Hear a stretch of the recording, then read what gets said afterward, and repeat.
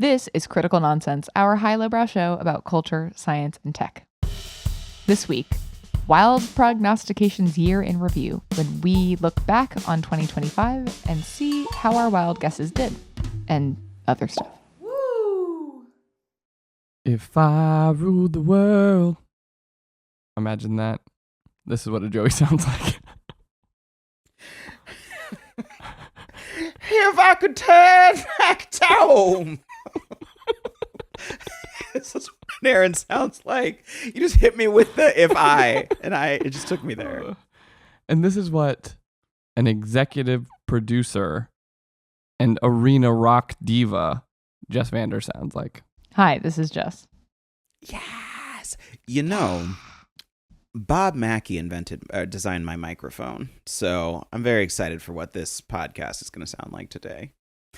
It's not even a deep cut share reference, but certain listeners are going to get it. Crazy. So, wow. I liked that. No, I'm that ill. was great. Blame it on that. It is the illness. Jessica, it is that time of year wherein we sip on the nog that we began making at the beginning of the year. What Joey's trying to say. Everybody, it's Wild Prognostications Year in Review, when we look back at the wild guesses that we made back at the beginning of the year and are taking presently. We're about to look at what happened. We're just going to go see how did it go? How did we do? And bonus points also because we can. We'll also just look at some themes of the way that we have predicted over the years and just see what we can learn, and that would be fun, I think. I think it's wonderful. This is our sixth time nogging. I think we figured out. Well, this will be our sixth time nogging. Our sixth when we recap record nog. them. Exactly. This is our sixth recap nog. So, we say it every year. Sometimes these things take a little time to mature. I think it's helpful to take a look at, we got 6 years of things. I love Did any a of them good age mature? nog. Nice. I saw a YouTube video about a 2-year aged eggnog, and I said, For real? show me salmonella. Yes. I don't I was just understand. being kind of gross, assuming that didn't exist, but here we are. My friends, check them show notes. It's there, and it's chunky. I'm sorry. He's already sick and I'm throwing out chunky nog. That's terrible. I don't like it. Oh. No. Aged dairy. Yes. Is that just cheese nog? Is that what that is? It's a great. Oh. I will leave you to discover. I may have come full nog. circle back to being interested in an aged nog. All right. Well, But I don't think eggs make cheese. but there's a lot of dairy That in is there. true. Okay, so we're going to do another thing in the show notes. We're going to put in America's Test Kitchen's boozy eggnog recipe, which is, I think, very good, very simple. I swear by ATK, so America's Test Kitchen. So you'll be able to see yourself. It is saw Martha basically Stewart's a recipe custard. recently, and people were like, "That looks like eggnog made by someone who went to jail." Yes, like- yes. That is. I'm just not all surprised. booze. Yeah. Yes. And fun all right, fact. Jessica. Oh no, we should get into this. I'll save the eggnog thing I for our want the special fun thanks. Okay. Well, it's okay. It's that the older recipes for eggnog included lots of booze because that's what killed any potential bacteria. And that's why there's a lot of people who are like, damn, my grandmother's recipe, that'll knock you on your ass. And it's because the custard wasn't cooked. They didn't cook the custard. So modern recipes tend to cook the custard so that you don't necessarily have to have as much brandy or bourbon to it. But people still do it for tradition and because, it's fun. Thanks, Louis Pasteur. He's very good. It's like the liquid ceviche of the holidays. Whoa. Am I back in gross? I think I'm back in gross. I'm back in gross. Maybe there's a better animal. Is it the crusty Leverage alcohol chimichurri of instead of December? We can't have the fart episode round 2. We got a nog. No, we got to nog. Okay, back to the nogs. Who's going to kick us off? I think the way we do this is where were we wrong, but where were we right? Who wants to go first? I'm happy to go first because Bingo. I am always proud of being bold enough to have a perspective on the future. hold on, I'm pulling up my notes because it's very important. So Wait, remind me, didn't you last year actively say that you were trying to be sneaky about how you did your knocks? I think so. I think I did say that. It's gonna be real messy right now. So I had 2 nogs, and I'm gonna try to recap them well. Jess, you can. I had a third mini nog, and Okay. and believe me, I'm very happy about my mini nog. So my first nog was a micro social media surge that people will adopt new forms of social media intimacy as they ran away from the wreckage that was Twitter, if you will. And the second was an overwhelming spate of nihilistic design coming into our world, where design will embrace emotional nihilism, because we had already had like the 90s era, and I thought it was going to get more creatively dark and morose. I'm starting and bundling those two together because I can say no, those did not come to pass. I think your first one did. I think you were cooking on your first one. I am willing. I always say this. I'm willing to be convinced that I'm right. Please. Go for it. That's a classic Aaronism. It really is. I think there's a significant decline in engagement in a bunch of major social platforms. Facebook and Instagram in particular. Like, there's a lot of public data that came out shortly after you made it. So it was about from like January 24 to January 25, there was a significant decline.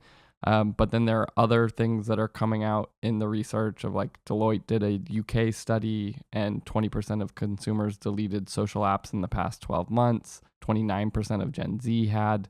Like, I think, like, the dark social component of it is hard to prove out with data by, like, the fact that it is dark social, right? There isn't data provided, or there's not data that people are telling you that they have about your dark social usage because they shouldn't know it.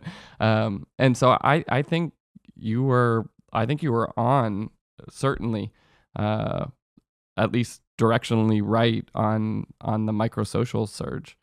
At least we can see the decline in macro social. So this is why I say that I was wrong, only because the cause was absolutely true. Like, I think I was spot on with what the, like, direction, to your point, directionally right. I was right about the cause. I think I am really curious about an observed effect. What I was thinking was that we would see, like, almost investment into alternative, smaller social media platforms. And I was actually kind of believing that maybe we would see some other version of, like, some of the things that were bigger 5 years ago, or not bigger, but being explored 5 years ago, like Greenhouse. And insofar as that, I'm going to take the directionally right. I like that. I'm editing from wrong to directionally right. And on the nihilistic design aesthetic, right? Like, there being a sort of Wednesdayification that was a huge immediate counter response to the sort of blobby cloud, cartoony, almost vaguely Memphis inspired aesthetic that was coming through. I remember you talking about the Memphis aesthetic. Yeah. Yeah. I don't think that we ended up doing that. I don't think that we've ended up going dark, whether that be gothic, whether that simply be like just sad.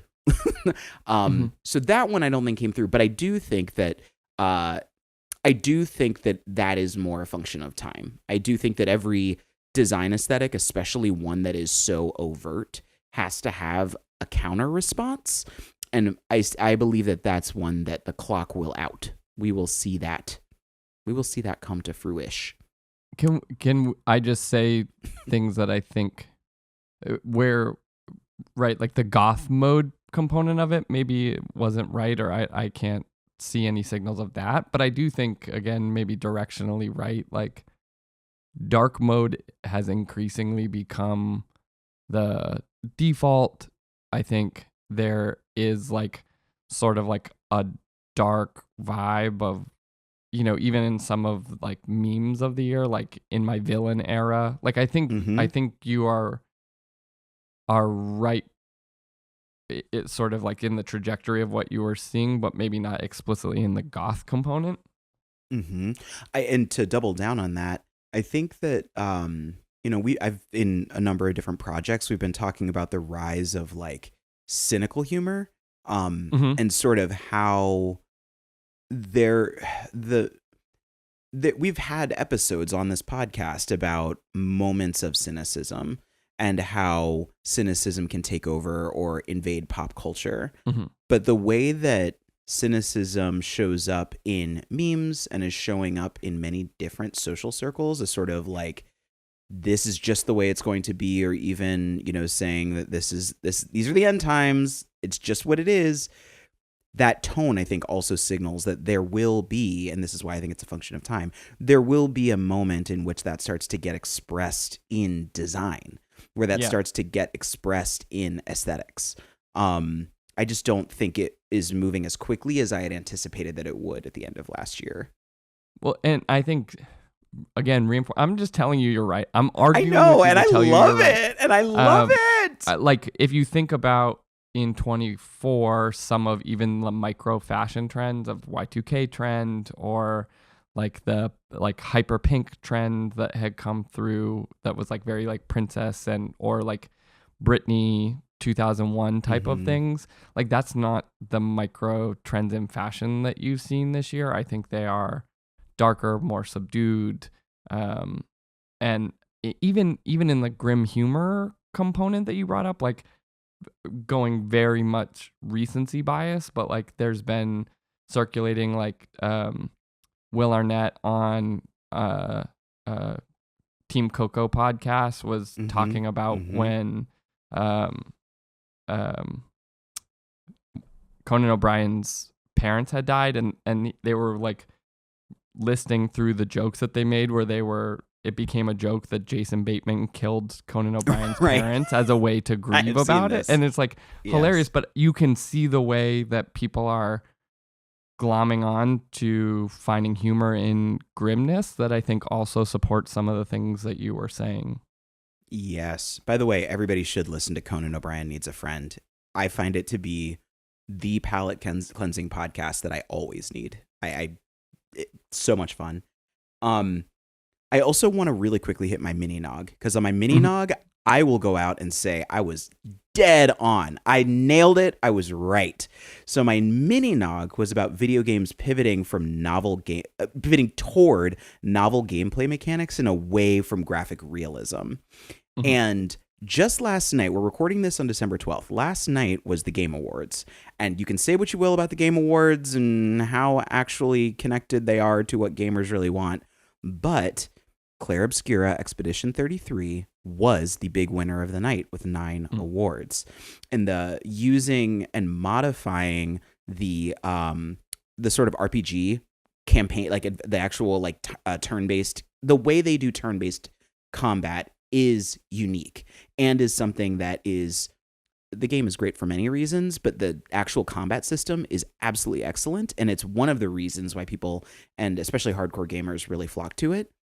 But it goes beyond that, because even some of the other Game of the Year nominees, like Kingdom Come Deliverance 2 and Split Fiction, for example, are all trading on gameplay, like different types of gameplay mechanics. Split Fiction, for example, is essentially like a narrative version of Mario Party in terms of its gameplay. Like, you are constantly being thrown in to mini games that require you to think differently and use different skills, and that never come back again during the entire game. It's also second best couch co-op game maybe ever made, like in the modern era. Wow. Bold. They made the first one. The first one was It Takes Two. Hazelight Studios knows what they're doing.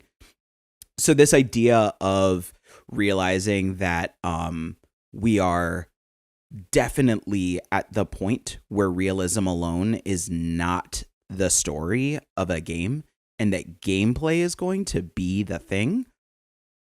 That's just 3 examples. Don't even get me started on Donkey Kong Bonanza, which, granted, not a huge title in terms of sales, but in terms of being probably the only thing on the Nintendo Switch 2 that's worth looking at. I'm looking at you, Mario Kart World. You're trash. You trash. Fix yourself. Fix yourself. Just go buy Sonic Cross Worlds. You'll be much happier. I think that I feel very strongly that one has borne out. That I feel like is a yes. I think like to the component of what you have been talking about in terms of like the breakdown of the AAA business model, even above that is probably like the most right. Like this, all the things you're listing are like innovations that are being forced as a result of that breakdown in the business model. Even some like there's some games that I know have been popular that I haven't played, but are oriented towards like almost using the realism in cutscenes cinematically and dropping like episodes. I think there are a lot of like Dispatch. Steam games. Yeah, Dispatch is a great example of that for sure. Yeah, where it's like more, it's almost like going back to like the like you're trapped in a room types of games on Nintendo where you're like solving mysteries, but it's not about like kicky punchy. It's just like youthful cinematics that are great, but then you don't have to build like the whole physics engine to support this like massive thing, which to me, at least as like someone who hasn't played those games, reads as an innovation as a product of the sort of breakdown in the AAA business model.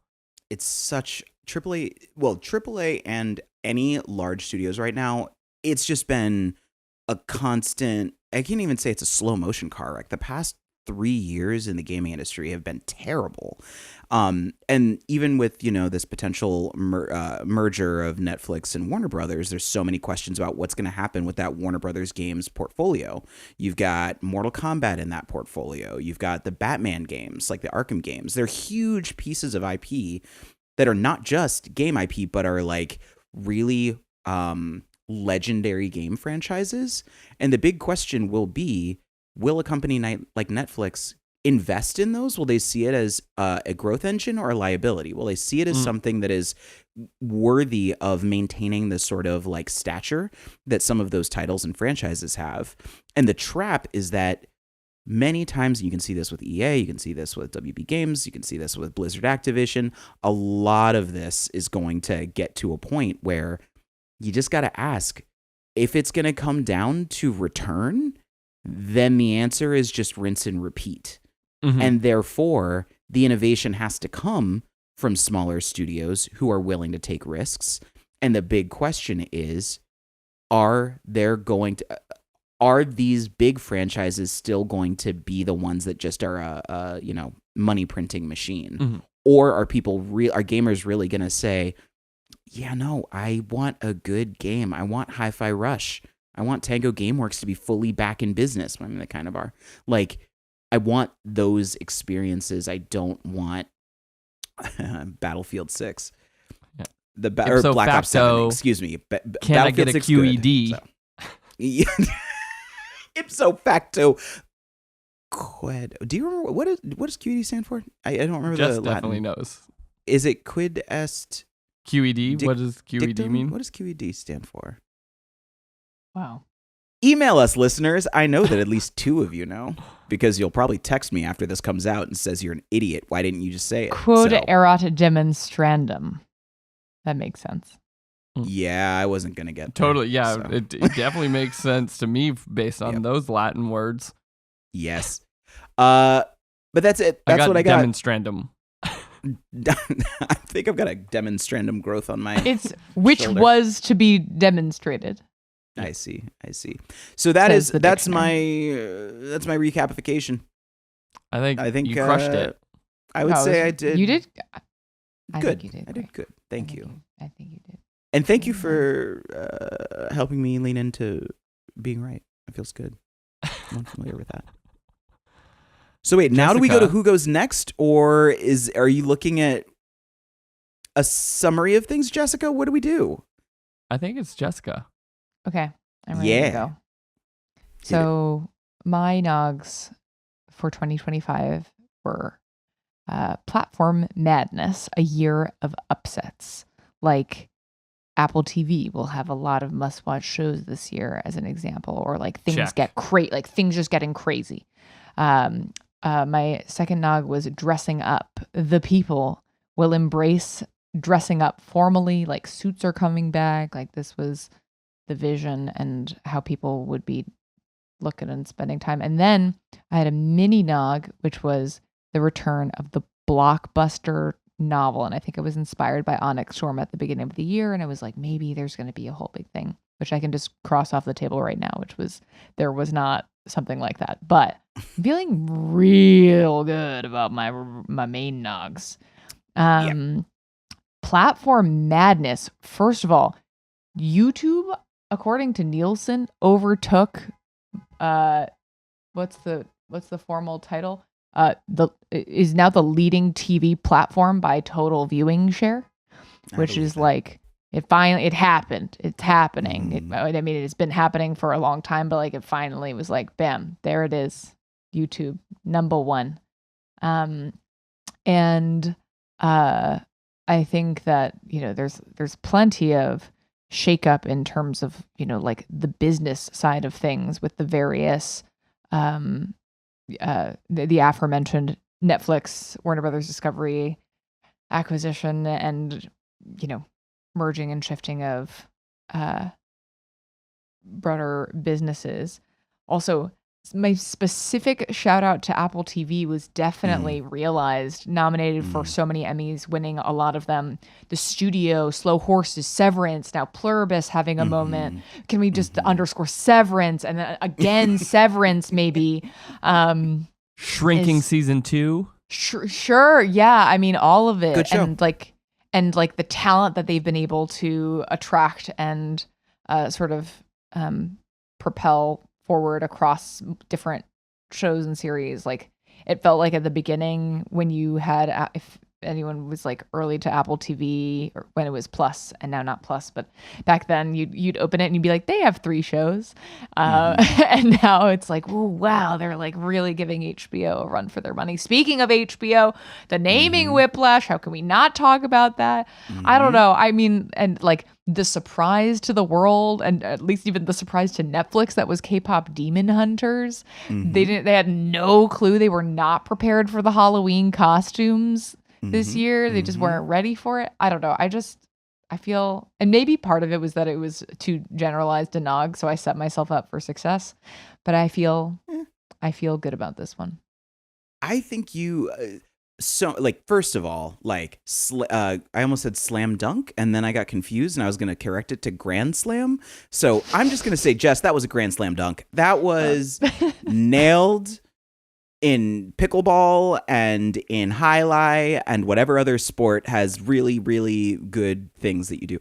I'll be 100% honest. I think that I was a little bit skeptical about this. And the reason is that I assumed there was going to be some sort of an acquisition. So to your point, it was a pretty broad nog, and I think that there was a lot of space to be right. But I also thought that there was a lot of fear in the entertainment space, especially like trying to deal with everything that was going on post strikes, everything that was going on with the like glut of new content or unpaused content that needed to be dealt with in 2024.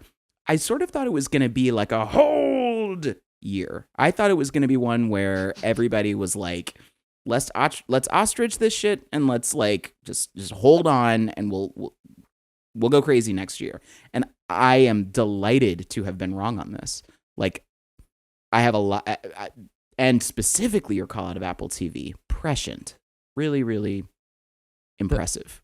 The thing that's interesting about it to me, like I agree, it feels like the premise is right. The thing that is interesting to me is that the superseding component of it didn't happen, right? Like a runaway dark horse component where it feels like a lot of the platforms were upset on social and on like a streaming and content side, but it didn't feel like it just felt like the tides were lowering as opposed to like someone was stealing share in a new place or a new way. You know what I mean?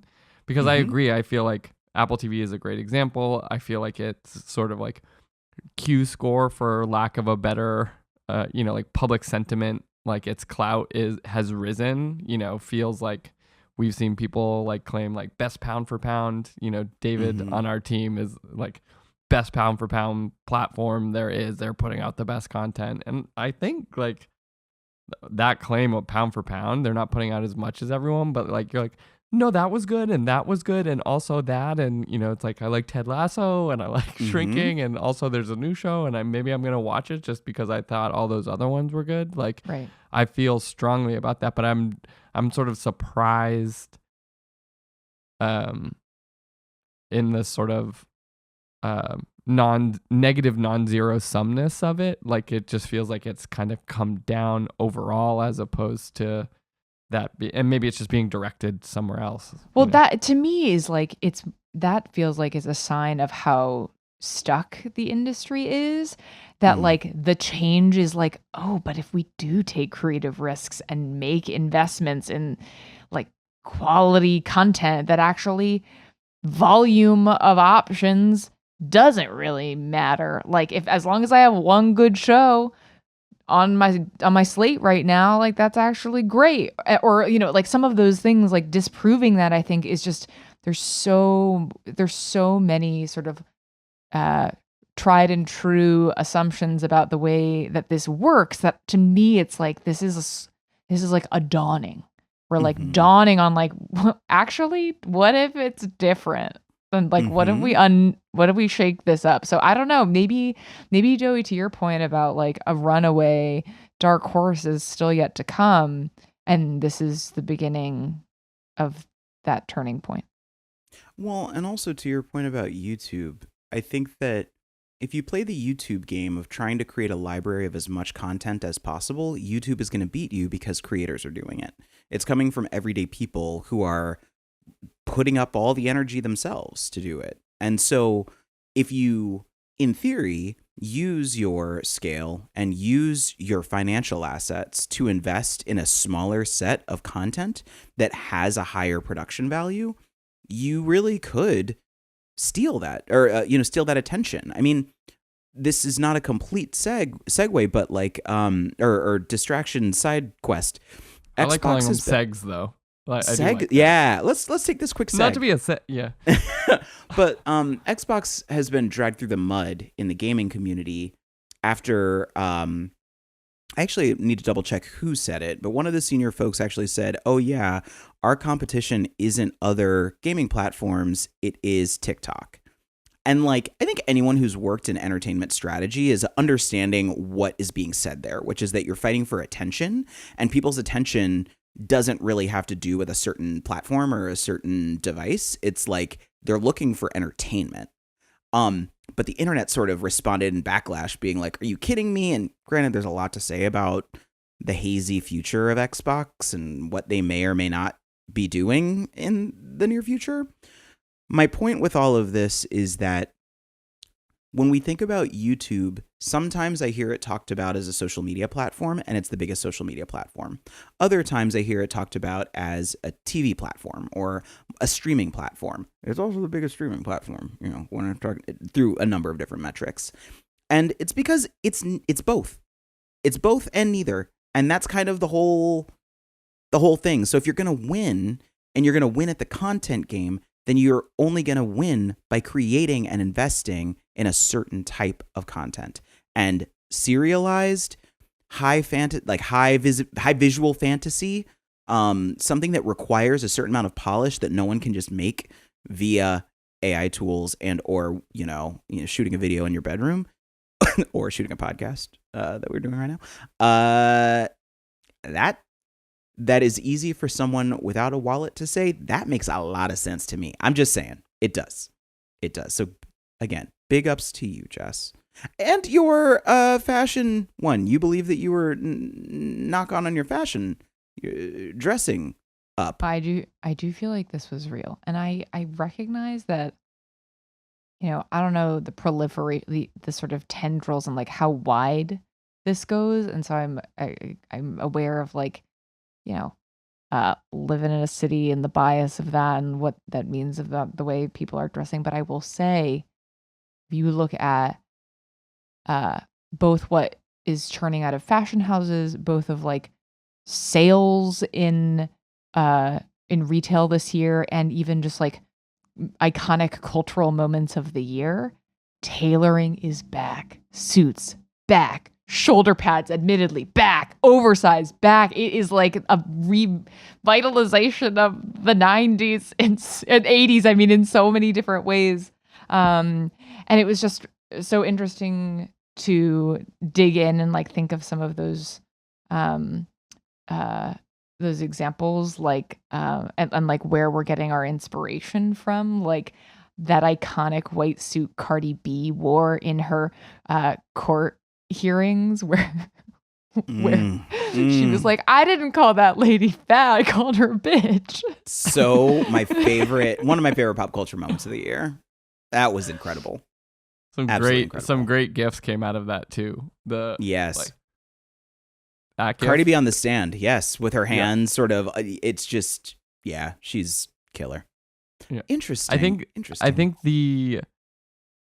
there are sort of like other signals in there too. We like briefly talked about that meme about like I'm trading in my Nike Tech for quarter zips, like is like an example, I think, even if tongue in cheek, of this kind of idea, and sort of the elephant in the room in this conversation of like, are people dressing up again, is like athleisure sales are down. Like right. People are still wearing clothes. So right. like if this had been like the hero of the past several years, certainly, I mean, it was prior to the pandemic, but the pandemic greatly amplified that. Like, I think seeing both those signals that you're seeing as like a positive assertion, while sort of like the negative inverse assertion. Signals. Yeah. That, as well as some of the sort of lateral signals, like the reconvening of like coming back to the office and like having that be more insisted upon in places all over the country. Absolutely. It's like people wanting to be around other people and not necessarily wanting to be in like a puffer the whole time. To that end too, I think that the natural cycle of redefining what formal is and what formal looks like has accelerated over the past year. And there's been, I think, a little bit more of a sort of coalescing around what dressing up looks like for newer generations. And so I think it's interesting not just to look at the signals around like our cummerbund sales up. They're not. But don't down my bund. To your point, Jess, like tailored pants and like the way that people are styling themselves that is intended to create psychological distance from relaxation and set up for a different energy and perhaps a more prepared or polished energy, that I think we are seeing a lot of signals of that as well. Agreed. Sorry, my foggy brain right now. Can you guys think of the name of the stylist that does like dresses up holidays or like concepts? He's like very popular, but he's like a high fashion designer, and he's like, this is all of the holidays or like every month or, you know, this book or that, like, and he styles them, and it's always like great, but like he's so popular. I'm just blanking on his name right now. I will also try and find it, but I think like some of the like the style influencers are moving in that direction in a more significant way as well. Literally the only stylist in my life is La Roche, and I don't think it's La Roche that does it. Yeah. But that's really interesting. As we all Google. Yeah, we're all like furiously. The best podcast ever is 3 people Googling and typing furiously. Is it La Roche? The only example I have here is... Second time of the episode. Listeners, email us. We know that you know this, and we know that you emailed us. We literally look at our inbox all the time asking, why ain't my friend email me? So email us and tell us. Actually, you guys do email me. Appreciate it. Yeah, occasionally you do email. We appreciate those. Thank you so much. While Joey continues to look this up, I was also going to add, like, part of this is, and I'm glad we're talking about styling, is like people are, yes, Joey? Oh, you're continuing on styling. I'll wait on the styling. Okay. Well, it's just people are more informed and teaching each other about how to style. So it's not even just, clothing, but it's also accessories, and it's an extension of, years and years of footwear being central to putting people's looks together. And so, yeah, the people just want the creativity, the options, the look. The look. Get ready with me. Get ready with me. Mm-hmm. Just in the vein of this podcast, in my role today of fighting all of you to tell you how right you are, I think you are dead wrong about being wrong on your mini nog. Whoa. Tell it to me. What was the blockbuster novel of this year? So, when you said you were wrong, I was thinking about it at the outset of your summary, and I was like, is that true? And I'm going through it in my head, and I was like, wait a minute, what was the thing that I bought all 7 books of this year, and how popular was that? And so 3 hours ago, the New York Times just released an article that was titled, hold on, Gonzo fans have made Dungeon Crawler Carl into a global blockbuster. Wow. I also quickly searched at the end of last year, because he had just switched to a traditional publisher. His books had sold 55,000 copies. This New York Times article is saying that they've sold over 6 million books. Jeez. I think that is a blockbuster novel. Wait, but what is this? I mean, not that, like, if I haven't heard of it, it didn't happen, but, like, what is this? Also, just to add to this, the show was optioned by Seth MacFarlane's, or the IP was optioned by Seth MacFarlane's IP or production company this year to turn it into movie show. I don't know what they're going to do with it, but they bought the rights to it. It is in a genre called lit RPG that I didn't know about until reading this book series this year. It is really funny and kind of like crude and weird, but it is like so much fun. And now all of my friends have read it. I was introduced by a friend, and literally the entire group read it.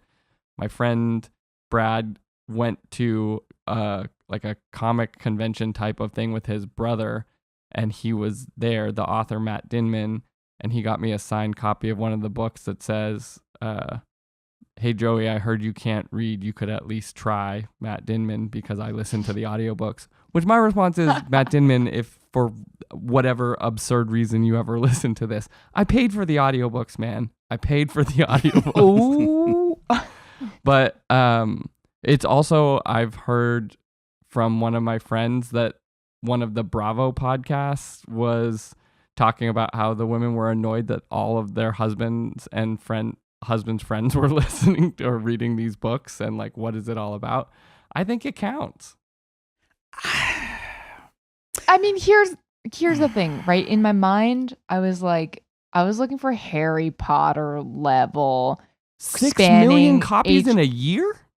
That's not enough. What qualifies? Joey's mad because after his support, I'm disagreeing with him. And I understand. How many books were you expecting qualified as a blockbuster? I mean, okay, like for reference, The Half-Blood Prince sold 10.8 million on its first day in print in the US in 2005.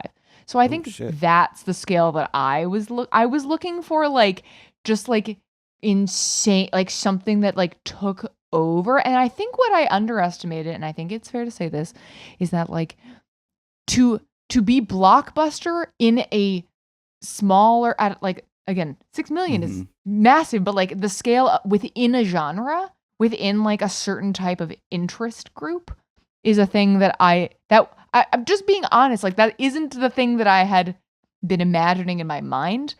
But I think it's fair to say, and I think in the last couple of years, like romantasy has been so massive, and like the idea that this sort of theme of like major books that are picking up speed and steam within interest groups tells me like, okay, actually, maybe yet again, this is something that is in our future where we can start spanning people's interest in books and genres and ages and whatever, and maybe the next coming cross genre blockbuster is on its way at some point. But look, I'm just trying to be honest here. I got I'll give you all the pieces. Number one, I'm annoyed because I'm interested in this book series and I'm gonna have to read it, and I'm pissed. Good. That's what I'm mad about it, because I just started reading. I'm near the end of a different book series, and I'm like, okay, I don't have to be in another series of multiple books. Screwed. Like, you've just ruined the next 6 months for me, so thanks. So that's number one. Number two is that, I think to your point, Jess, it is really difficult to try to figure out like what the market looks like now and like what big enough looks like. But three, for me, it's more so that like I am expecting, so to the Harry Potter point, Harry Potter was big from book one. Harry Potter like really took things by storm with book one, and Dungeon Crawler Carl's been out since 2020 and has been growing since then, and has like had constant like a drumbeat of, I think, interested people around it. And what I think is actually that once a film, it's almost like it's been, quote, like not discovered yet. Yeah, and so I think I think it's actually potentially a next year thing. Or even 2 years out. Like when you're able to like, and obviously this is like the way that everybody hopes it goes. You get one film or whatever adaptation, people get sucked into the whole world. They've got the entire series there to get into, and then it becomes that phenomenon. Harry Potter level, Twilight level, like that level phenomenon, Twilight books, not Twilight films. And I don't know. I think we're just not there yet. I feel like we're getting there with it. That was my read on it. So I give you the gift of directionally right. Like, that's actually what I think as it relates to this aspect of this nog, Jess. There is a signal that there could be something. Yeah, I think you're right. Like, even I don't have the stats to support this, but I know this happened this year with Wicked being at least Wicked 1 being the phenomenon that it was. And then, the drive to be like, oh, and then should I read the book? And wow, the book is so much darker and different. Yeah, that's true. Also, both the Wicked the Wicked stage show, when it first debuted in San Francisco, like when they were doing their first opening nights and previews before it moved to Broadway, and the book itself, when it was written, both trashed. And I think both trashed by the New York Times. It is worth looking up the New York Times review of the Wicked book when it first came out, because it was pretty brutal and wrong. And that feels good, because not everybody's right. And it's fine. Yeah, not everybody's right. Weird things can be good. And I think you're right too, Aaron, about the, like, Dungeon Crawler Carl was originally like self-published online and then like just got publishers, and as a result of that is changing. So we can check back in next year on whether the nog's on. Speaking of checking in, Joseph, we'd like to check in with you and your nogs. How's your future seeing going? So I had two. I think one was more right. You guys could prove me righter. There it is. On the other one, I don't know. I think the first one was around the idea of like an increase in weaponized compliance in sort of the moment we were in January 2025, and how many were feeling in that moment. and sort of an orientation towards like fighting back against bad ideas. Like, I think there's been many moments of weaponized compliance, but I also realize that I don't know that there's been some massive, like, look at that thing that is the moment of someone weaponizing compliance. I think it's showing up in maybe subtler ways, but I would grade that a C. I don't know, unless you guys have other thoughts that you feel like support it. I think people have found ways to push back, but I also think maybe the year has been marked by more chaos than any of us had anticipated, and the result of an extreme amount of chaos is often maybe more fear than any of us were anticipating. And so while people maybe have had that intent, it's unclear that it is risen to the levels that I was nogging about. I'm with you on that, man. Like, I was disappointed, unsurprised, and heartened by the way that things played out. Like, disappointed because I wish that I saw more like creative fighting back. I really thought that there was going to be more resistance, more organized, more creative organized resistance, I suppose.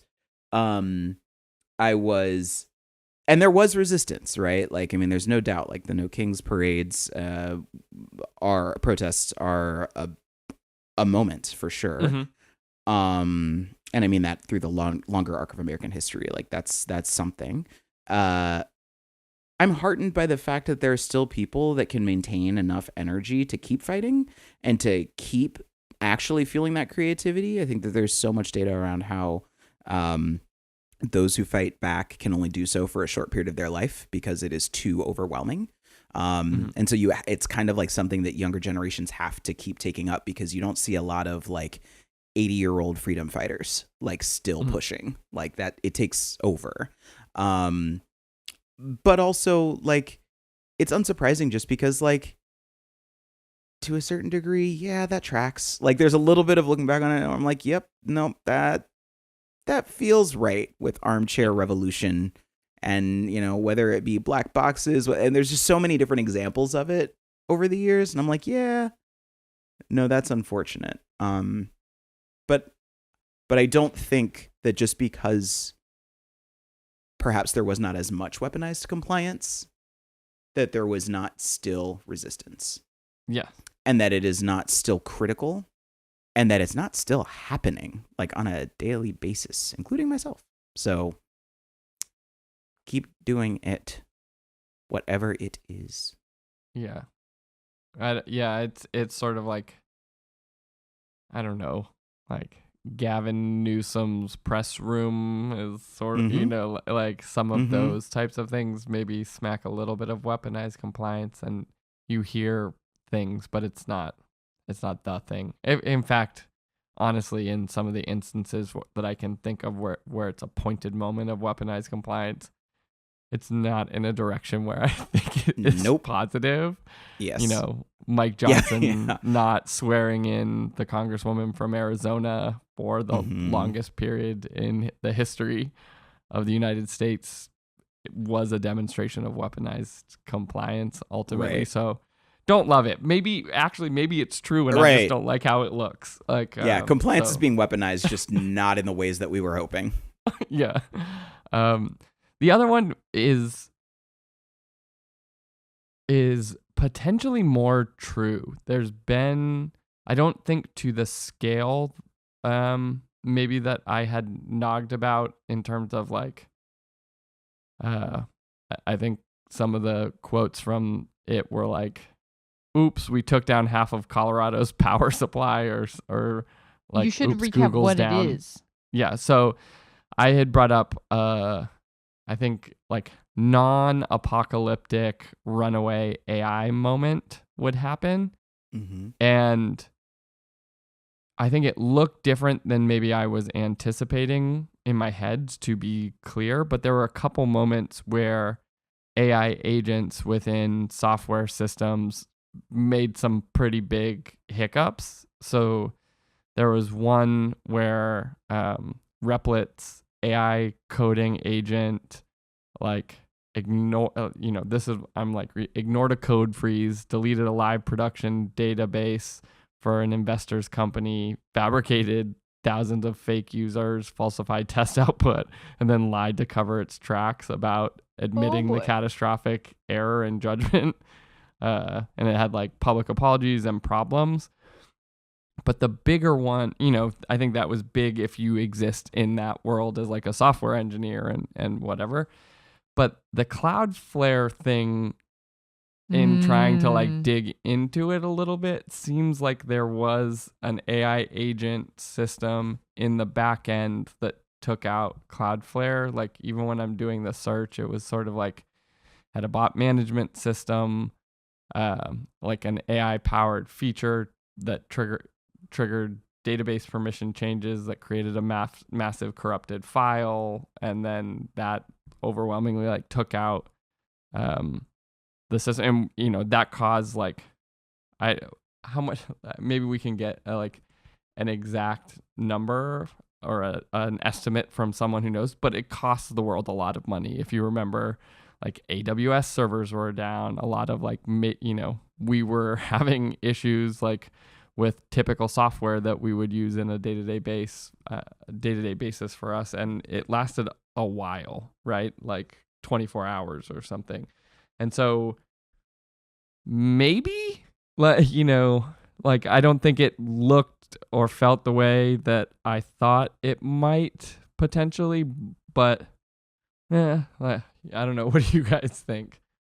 It's funny because in my memory, when you'd originally described this Nog, I think it was in this idea of a runaway AI crisis. And so I think in reflection, my mind went broader to the cultural sort of sentiment and moment around AI, which is actually, it is different than sort of this sort of flare up moment, not to use that word, but moment from in sort of the technical context or whatever the implications of that are. But I mean, it has certainly not slowed in the public discourse as something that we're grappling with. I mean, even from a brand standpoint, we're already starting to see, positions of the anti-AI, Claude being actually, what if AI is the way to be less of it's somehow both AI and less technology and doing more things out in the world. And I just think how it in that sense, I don't know if there was a particular cultural moment, but it is interesting. And I that day that everything went down and Amazon was I'm sorry, I'm broken. I'm broken. And the whole internet broke. It was oh my, we are so vulnerable. We're so fragile. Everything. Yes. It's interesting because months before that, we had done for one of our clients a really robust study on public attitudes around AI to really understand what role they could play in it and where they fit within that. And what was honestly surprising at that point, and this was back in probably May and June, is that I expected there to be a lot more fear around AI itself, but the fear is actually not around the technology. It's around those who are investing the most in the technology. Mm-hmm. The fear that those who are doing so are essentially driving and investing blind. And because it is so potentially existential for some of the biggest businesses in the world, that they're all just in throw more money at it and be first. There is nothing if we don't win. And unfortunately, I think people are right. I think they are right to have that perception. And more to the point, that is their perception. So when it comes to this prognog, I don't think that there's a world in which we don't have more of these and people don't look at that and say, we were 100% right. And I think that there's also a question of how big does big need to be before we admit that it's a problem? I think that both of those examples, Cloudflare clearly being the one that's like, we all felt it, or many of us felt it. But still, the first example too, like these things are going to be happening to other companies and other organizations that have significant ripple effects to their customers and to their to the folks that they work with. So yeah, you were right.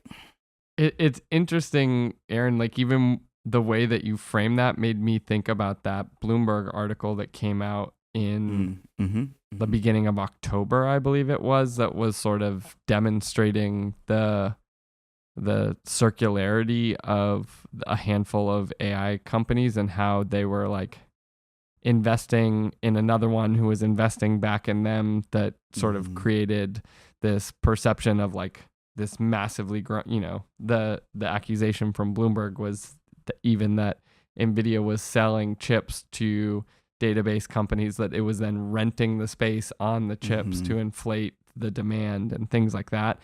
And in some ways, to me, that is also like, now I'm like, oh wait, that's kind of a runaway AI crisis in like the sort of like amplification like chamber that you like feedback mechanism, almost like it's just spiking up. And so I hadn't been thinking about it in that way, but I don't think it's in the like nature of what the Nog was, but it's kind of a different version of that potential crisis. Like even yesterday, or there was like a run on Oracle, like a run to sell on Oracle because of some of their earnings reports and people being worried about the circularity of that economy and the deals that they've set up. So, fun things to think about. I mean, there's going to be an existential threat every day. It's going to be something. We just have to choose whether or not we want to pay attention to it. What's amazing is that all of this has just further confirmed what our predictor profiles over the years say about the way that we nog. And I know you guys have been waiting for this, so here it is. And by you, I mean at least Aaron and Joey. I don't know if the listeners are hesitating a bit, but yes. Wait, hold on. You fed us into something and is giving us profiles. Is that right? Yes, you're right. So I got transcriptions with the help of our amazing Kale Hunsel to have all of the wild prognostications we've ever made put into Google's Notebook LM to be like, what are our themes? Like, how are we as predictors? Like, what are our blind spots? Like, how does this go? And it was really fascinating to hear what it said. So like maybe I'll go in test. Basically. So I failed. Well, it's so funny. So Aaron Powers, you are the industry insider and also the doomer. Your superlative is most accurate on systemic friction. Your strengths are Aaron is the most accurate regarding media and labor pipelines. His anxiety-based predictions often come true because they're rooted in economic realities. There you go. There you go. However, your blind spot is nostalgia. He frequently bets on the return of analog behaviors like checkers and physical starter homes that the digital world continues to displace. And it liked a quote that you had shared at one point: all of my progs are actually just rooted in my own anxieties. Damn, it knew me. It knew me. I was well. like, it read you. It really you did. Just got read. You got read. I don't. All right. Am I ready to be read? I don't know if I'm ready to be read. Here's sorry, it's happening. Going in order of how we shared today, I guess. Mine. I'm the retail scout. My superlative is most likely to predict a consumer packaged goods trend. My strength is just consistently identifies retail categories before they hit mass market. Frozen breakfast innovation, Gorpcore clothing. She understands what people want to buy, but my blind spot is niche versus mass. She often mistakes niche Brooklyn and design Twitter aesthetics like Jello art, algae, and chickens for mass cultural shifts. And it quoted me as saying, "I will things into existence that I want," as my approach to nogging. I love that. And That's then- not wrong. No. And then Joey, you are the rational actor skeptic. Your superlative is most likely to predict a vibe shift. Your strength is Joey excels at identifying when a cultural bubble is about to burst, crypto, influencers, etc. He understands backlash mechanics well. But your blind spot is the rationality fallacy. He often predicts that because a situation is bad, like loneliness, toxic dating, that people will naturally correct to the healthy opposite. Office work, monogamy is also... External evidence suggests people often double down on toxic behaviors rather than correcting them. And your key quote, you've said this about yourself at one point, it's easier to predict things that are going away. So overall, each of us has our strengths, our weaknesses, but as a whole, I think it was the AI basically told us about ourselves, like you are, you've developed this approach where we have our ranging styles from anxiety-induced realism to optimistic manifestation. And while our wildness of predictions varies, the teams have we've successfully identified several macro trends, but timing-wise, we are frequently directionally accurate but chronologically optimistic. Our predictions tend to mature 1 to 3 years later than the year we say they did. So I think we're just ahead of our time. We're just dreaming and willing and worrying and wondering. It's lonely on the cutting edge. That's right. It's lonely on the cutting edge. I will say one thing that I love is that although I was the most anxious as a human being over the 5 years that we've been doing these nogs. Joey and I have talked about this over dinner a few times, and like it's very funny. Even looking at last year's nogs, I'm seeing me slowly come out of just the anxiety-based ones into totally something different. And so I'm curious what our AI overlords will say in 2027. We'll see. We'll have to wait and see. Yeah. But thank you run away. for nogging with us for another year. I hope everyone has great holidays and times, and then we'll have to drum up some good ideas for what's to come in 2026. Whoa. Whoa. Hey, what would Whoa. be funny is if we actively try to break our patterns. That What is probably that? will. I'm doing the You're thing doing it that right it just now. told me that You I literally do. are. Yeah, son of a correcting toward the, bitch. yep. We're Yeah. like, but what if we just like fix ourselves? And, like, Oh, you're in my What if it's head, better? Notebook LM. You're in my head. I hate it when that happens. I hate it when that happens. Uh, To 2026 and to you all. and beyond. Critical Nonsense is a Sylvain production. Brought to you by... Ooh, what's this? Oh, yes. Make sure you get it out of the bottom of the bag. The bottom of the bag. I'm working on it. All right, fine. This is Madame Zorable's horrible, florable, crystal borable ball. May your futures be noggy. I can't. They're always the same voice. I'm sorry. They literally are. you have so much range, you are not giving yourself credit. That's fair. There were two As people always, in that one. thank you Yes. to our executive producer and queen of vanilla, which is a key ingredient in Nog, Jess Vander. Thanks.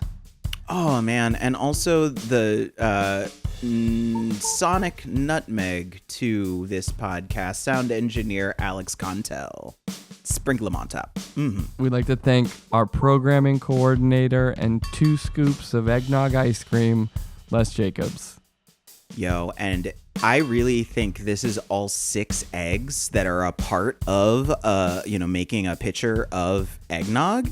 We got Christy Jensen, we got Amanda Medina, we've got Amy Waters, we've got Norm Estridge. and we've got Sarah Gilbert and Christy Jensen. And we got Chrissy Jensen. That's 6 eggs, y'all. That's all 6 eggs that are also the production crew that make this happen every week. Special Really great thanks, by the yolks. way. Really great yolks. Also shocking that I could get the number right, but their names. What is wrong with me? But there's a +1 for Kayla Hunsel for helping us out on this very special Nog episode. Thank you, Kayla. Yes. Yes. As always, thanks, Len. Special thanks to separating yolks and just making things creamier and nutrition. Cholamine, one of the only common sources of cholamine. We need cholamine. You need some cholamine. You need some cholamine? Do it. I do special thanks in general to custards, because eggnog is basically just like unbaked custard, and it's awesome. Like creme brulee, it doesn't matter. All custard all the time, please. Thanks. I realized recently, maybe we even said this, I think quenelles are a type of baked custard. Delicious. I'm on board with this. Right. Never thought about that. That's true. Oh, flan? There's another. So I've got 4 sheets of cookie dough chilling in the freezer right now for a tree trimming party that I am doing tomorrow at my house. And I just also want to thank Jess for just being a consistent bake inspiration. Because like I totally would not have done this had I not seen that Jess does this like all the time. And it took me like a month and a half of planning to do 24 minutes of stirring. So thanks, Jess. Wow, amazing. I'm also doing cookies tomorrow. Let's trade inspiration. Tell me what Special thanks to Jess. Yes. Special thanks to J. Kenji Lopez Alt. Very inspired a generation with, you know what? Your grandma's recipe maybe isn't your recipe. Use some brown butter instead. Oh, what? Mm-hmm. No? You want clarified butter? Brown sugar? Crystal sugar? No? That's not it? Raw sugar? You also mentioned the magic words, and it's going to go from cookies to potatoes. His mashed potatoes, rosemary garlic mashed potato recipe, or not mashed potatoes, it's roasted potatoes. It is so good. You have to, I will put it in the show notes. Is it the shaking? Is it the yes. shaking one? You make a little paste on the outside of them. They're so good. So smart. I do it with Rufio's dog food every morning now. It's not you know potatoes, what it is? but it's dry food. I think it's the more names you have, the better you get. And he has so many, so that's it. Thanks, J. Kenji Lopez Alt. Should I start going by A. Lawrence Powers? There's not a third, but can I throw the third on there just cause? Yeah. Yes. Maybe that'll make me better. Now I didn't know your middle name, and you're like, it's gonna come out at some point. A-Law. Yeah. Let's go. A-Law. A-Law Roach. Thank you. Love you, mean it. Bye. Bye. Goodbye.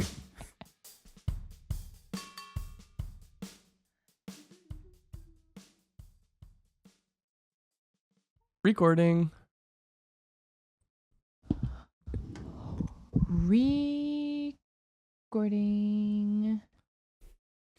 Dolly Parton and Angela Lansbury are national treasures. I am recording. I was like, almost Maya Angelou, like a little bit. I wasn't intending to, but she rests on my soul. She also likes to go to the unction when she's invited, which is never. It was not a prank of malice. It was a prank of whimsy.